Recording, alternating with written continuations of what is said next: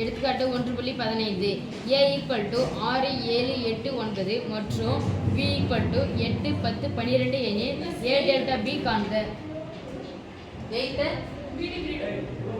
அவதான் அவங்க கேட்க சொன்னாங்க. டெல்டா என்னன்னா வித்தியாசம் என்ன பண்ணணும்? நீக்கணும். எதை நீக்கணும்? பொதுவானதை நீக்கி விட்டலாமா? 6 இல்ல 7 இல்ல 8 அப்படினா 7 இருந்தா 8 மட்டும் தான் போதும். அப்ப இந்த 8 மட்டும் விட்டுட்டு a வுல இருந்து b வுக்கு சேர்த்து எழுதுனால என்னது? 8 ஃபார்ம் என்ன சொல்லிட்டா? என்ன இது நீக்கிட்டோம்னா அது a மட்டும் தானே? b ய நீக்கிட்டோம்னா இதுல பொதுவானது நீக்கிட்டா b மட்டும் தானே? அப்ப a மட்டும் என்னது? a - b சேர்க்கணும். இது கூட அப்புறம் என்னது? சேர்வே b - a